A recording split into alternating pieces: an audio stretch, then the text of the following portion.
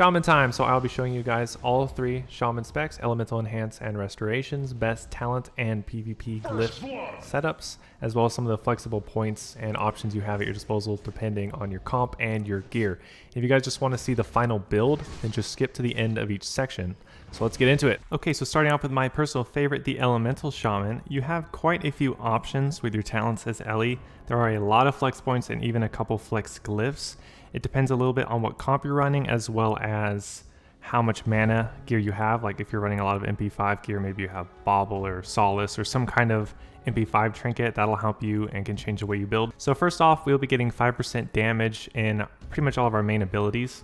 You also have this talent, which is quite good. It ends up being 10% mana reduction, but this is the main flex that we'll have, and you can put 0, 2, 3, or 5 points in here. It depends on what you're running. Then we'll do 6% less damage taken. Extremely good, just passive resist. In this talent, we don't do much fire totem damage or fire novas, but the 6% lava burst is nice for 3 points. And then we have 5 points into Elemental Fury. This gives us huge crit damage, have to get that. This one helps our mana quite a bit. And then we get 3 points into Eye of the Storm. This one will help with passive pushback. And if you're playing with, let's say, an Paladin, they can have Concentration Aura, and that'll give you your 105% pushback reduction. So super nice. And you have this talent, Reverberation. This is one of the flex ones. Reverberation isn't really one I love to get because I don't see the use a ton of the time with the Wind Shear. That's the main reason people are getting it. But it's still good, but 5 points is heavy. So that's why I tend to avoid it depending on what I'm running. But anyway, I get Call of Thunder, just 5% crit, super good. Elemental Reach, that'll give you yardage on your abilities as well as more Thunderstorm. Very nice. And your Flame Shock actually has a massive range. I believe it's like 45 yards. So this will let you get Flame Shocks off on people, and you can get in combat very easily to avoid getting sapped, and then your teammates can heal you. So very important talent to get, very strong too.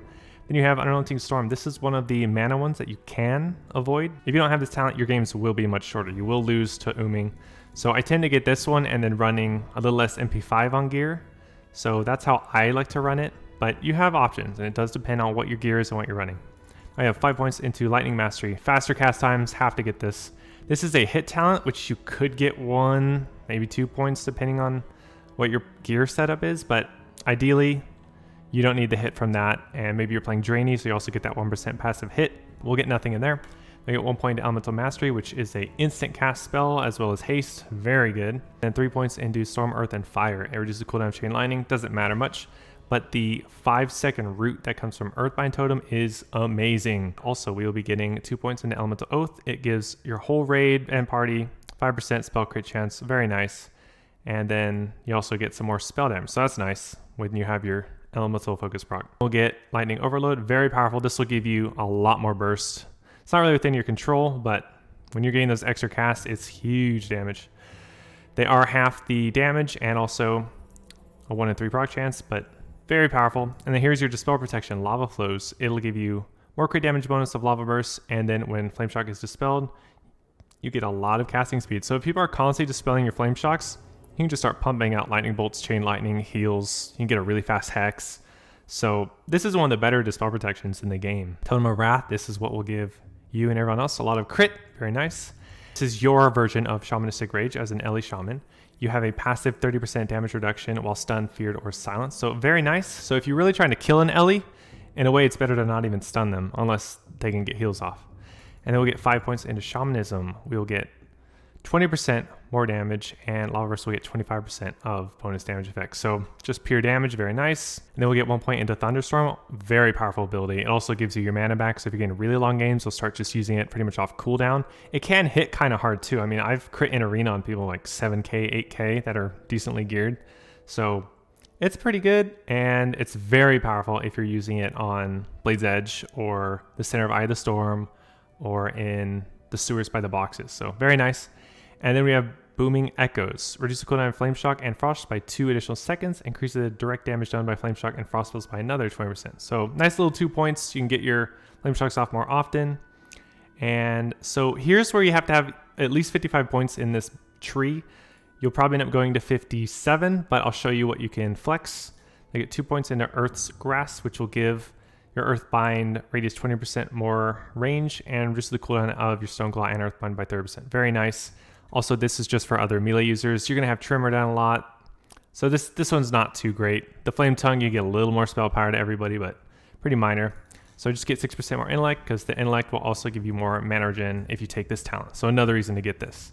Then you have to get improved Ghost Wolf.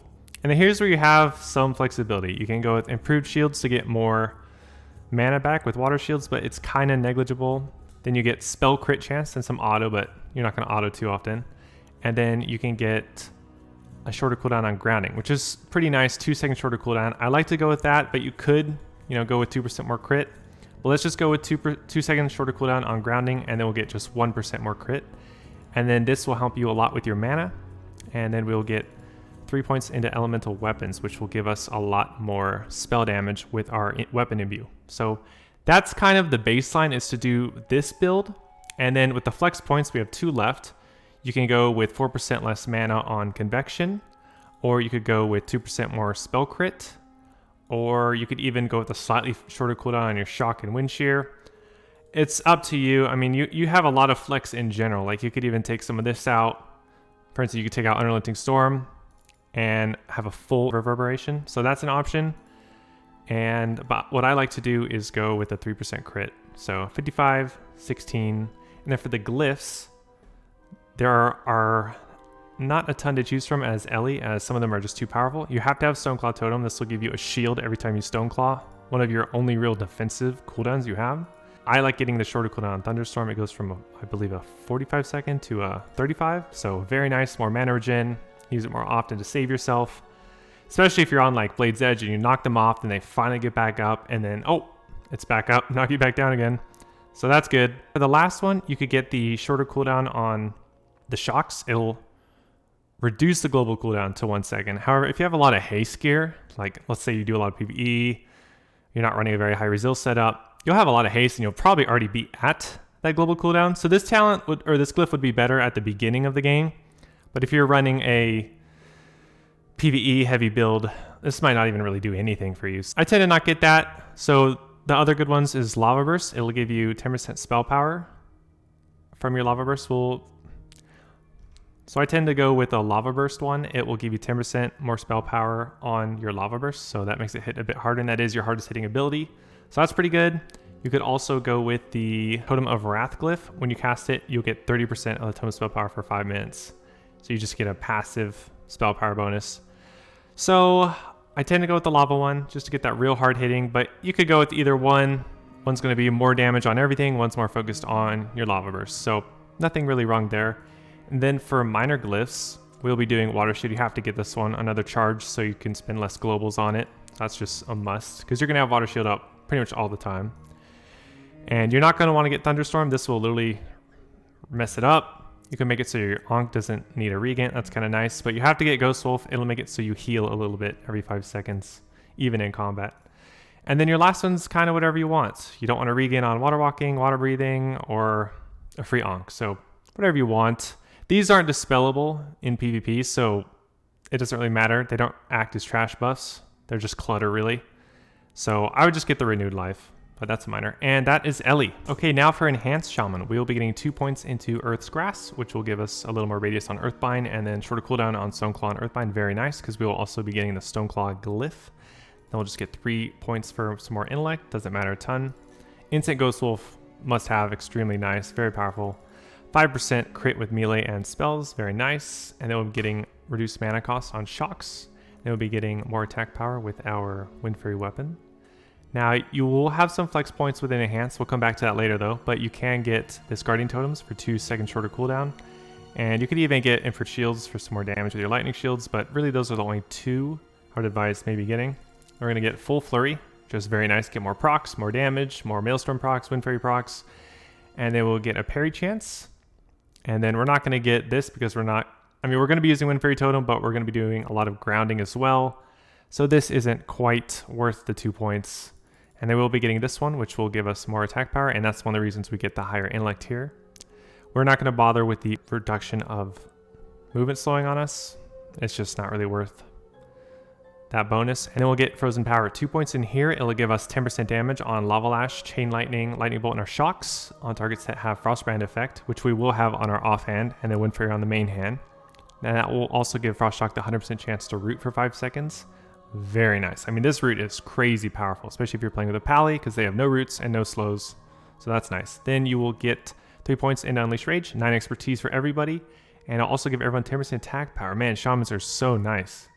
And then we'll get Weapon Mastery, 10% more damage with basically all of our autos. So Wind Fairy Weapon will gain from that, as well as Storm Strike. And then Storm Strike, very nice. This will help get your procs going, make them take a little more damage from like a Lightning Bolt or Chain Lightning, whatever. For dual wield, we will be getting this talent because you're most likely going to be dual wielding. You can run a two-hander build and just try to one-shot, but you get way less Maelstrom procs, so you just don't have the utility that a dual wielding one would. And you also will be only using one weapon in chance, so you won't have your Frost Brand slowing them all the time. So you're going to have to be using constant Frost Shocks if you're doing two-handed. But you'll put as many points in this as you need for your hit cap. You can go a little over hit cap because the whites have a higher miss chance than the yellows, but you need at least the 5% hit chance to be covered on your yellows. So let's say you're a Drainy and have no hit gear at all. I mean, you could run just 2 points in this, and then you get the 1% hit from Drainy, and then you're good. So we'll just put 2 in there for now. Then we have Lava Lash, which you might be surprised, but we aren't going to get it. You can get it. It's just 1 point. But the main reason we don't get Lava Lash is that we use so many globals on heals, totems, offensive casts, mainly on purging actually, and then this eats quite a bit of mana over time, and we just don't even have really the globals for it. So I'm not a huge fan of this, and it doesn't even get that 25% damage bonus because our offense is going to have Frostbrand on it instead of Flame Tongue most of the time. So that's why we won't get that. And then improved Storm Strike, very nice. This will give you your mana back because they do have mana problems. You will be using Shaman Rage a lot just for mana on decent long games. Then Static Shock, this will give us some more damage. And our Lightning Shield has a lot more procs on it, so that way we don't have to constantly reapply it. And Shaman Rage, very nice ability. You can use it while stunned, and you just take way less damage, gives you a lot of mana. Only a 1 minute cooldown. Undispellable, very powerful. And then Mental Quickness, which is the mana cost of instants by 6%. And then what's really nice, increase your spell power by an amount equal to 30% of your attack power. So this is what can give Enhance a lot more healing. Very nice talent, have to have that. Then we'll get 5 points into Maelstrom Weapon. This is what gives you your instant procs, your hexes, your heals, your lightning bolts. Very, very nice ability. It's very RNG though. I mean, you can get, I was doing some testing with a friend, and you can get a lot of procs in a short period, and then you can get just none. It's a bit RNG, but very powerful. And the Feral Spirit, you get 2 wolves, and they actually heal you a ton and do a lot of damage. And they can break you out of roots, give you a speed boost. Very, very good in talent. And then we'll get Earthen Power. Earthbind Pulses will give you a 100% chance to remove all snare effects from you and nearby friendly targets. And Earth Shock reduces enemy attack speed by an additional 10%. So that gives you more utility with that. And then you can just run on people all you want with your Spirit Walking Spirit Wolves with their Bloodlust, just purging away, kicking them every cast, grounding them, just being the super annoying, obnoxious Enhanced Shaman. So we could still put more points in here, but we'll come back. And then you can get 10% less mana on most of your main abilities or 5% more damage on them. Now, these are mostly your spells, so it's not going to be your Storm Strikes, Lava Lash, auto attacks. So you really have a choice here on what you want. I would just go for Convection, but you could easily go Concussion. It's not really a wrong answer. It depends what you're playing. If you're playing with let's say you're playing 2s with a BM Hunter, then I would go with the 5% damage. But if you're playing 2s with like a Prague Paladin or something, then I would go with Convection. And here you have a choice between these two. Or you could get just both. But I would say go for the 3 points in this. It'll give you more crits after your shock spells crit, or like a lightning bolt. And then this one's just passive resil, very nice. And then you get elemental focus, so you can save more mana. And then you have to get 5 points into reverberation. Very nice, very, very, very nice. And then we have 1 point left, so you could get 2% more hit, you could get Lava Lash, you could get the 1 second faster grounding, or you could just take 2% less damage. So I like to do 2% less damage, so 1754, that's my favorite, but it's not really wrong to go with this, or if you need the hit, or you want Lava Lash, but you can also just try out Lava Lash and see if it's really worth the extra global and point.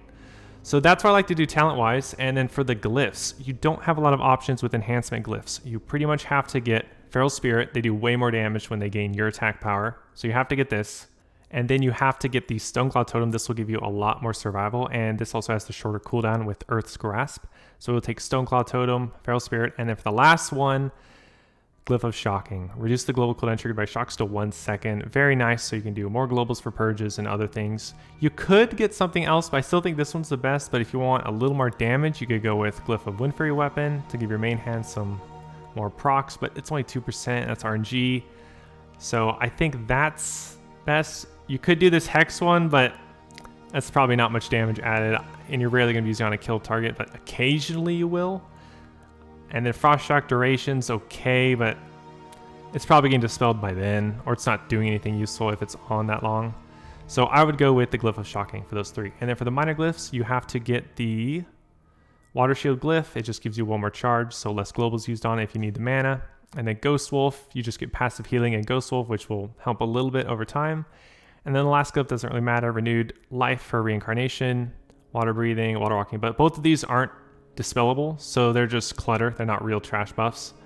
So I would just get this one so I can onk in a BG or whatever, but that is it for Enhancement Shaman. Now Resto Shaman, they have quite a few options at their disposal. You can run a Healing Wave build, which is more mana efficient, but it's more unforgiving because you're doing longer casts, so it's easier to get kicked. Or you can do the lesser Healing Wave version where you're doing a lot more lesser heals and the faster cast makes it harder to get kicked. So we're gonna go with that build. So we'll get 5 points into the reduced mana cost. You would get this if you're doing the Healing Wave version. And we're going to get 5 points into the reduced mana cost. We're going to do 1 point into Tidal Focus, a nice 3-minute cooldown, which will give you a lot of crit chance on your heals. Maybe you combine that with the NS, Tidal Force, Nature Swiftness, Healing Wave, so you get a nice fat heal. And then we're going to do 3 points into Healing Focus, so you get less pushback, very nice. We're going to do 3 points into Ancestral Healing, which is some Dispel Protection as well as less physical damage taken. Very nice. And then this talent's quite good, 5% healing crit. But it's kind of hard to get the points into that. You can find a way to work them in, but we have to get the restorative totems for sure because of the eventual mana tide. And then we're going to get 1 point into Nature's Swiftness, which is going to be your nice heal. And then we're going to get 3 points into Focus Mind. So you get kicked, you get silence. It is a lot shorter. You get a 5-second DK or pre-silence on you, and it's only going to be like, 3.7-ish or whatever. And then this is the Healing Await. You can get this even if you don't get this talent. So you get a nice big NS Healing Wave, but it is 3 points and it only be for the NS, so it's not quite worth it in my opinion. So I like to skip that. We're going to get 3 points into Improved Water Shield, so we'll be getting a lot more mana back with our Water Shield. And then we have to get 5 points into Purification. 10% more healing effectiveness is amazing. Have to get it. And I forgot to mention, but this Improved Reincarnation, this is just for PvE. No real reason to use it in PvP. This is our Better Cleanse, so it adds Poison, Disease, and Curse. And then we'll get Mana Tide Totem, kind of hard to protect it. And then we have Nature's Guardian. Now this one, you can put between 3 to 5 points into it. It's like a Battle Master with a really short 30-second cooldown. So we're gonna just do 3 and I'll show you if we wanna do 4 later. Then we have Improved Chain Heal. Not gonna get this, never gonna use that in PvP ever. And then we'll do 3 points into Nature's Blessing, so we get more healing based off of our int. And then 2 points into Blessing of the Eternals. We will get 4% spell crit, as well as Earth Living will get applied if they're on low HP. So that's nice, helps keep people who are dying up, including yourself. So this can proc when you're low, plus you have the Earth Living proc when you're low as well. They have Ancestral Awakening. This talent's very nice. When you critically heal with Healing Wave, Lesser, or Riptide, it'll instantly heal a party member for 30% of the amount. So this will help if you're getting aids down, or someone's like behind line of sight, you can get a nice heal on them. Then we have Earth Shield, very nice ability. Use on yourself, use on others. It has a lot of dispel protection. Every charge is an official buff. So with this talent, then we're already up from the 6 charges here. With these 2, we're up to 8. So very hard to dispel, very nice dispel protection. And one of the reasons we're not going with this 3 points in here, because the threat doesn't matter, and then just 30% dispel protection is not that useful. It's not like we're doing flame shocks that much and care about it getting dispelled. And then 5 points into Tidal Waves, very nice. You have a 100% chance to lower the cast time of Healing Wave by 30% and give you 25% more crit chance on your next 2 lesser Healing Waves.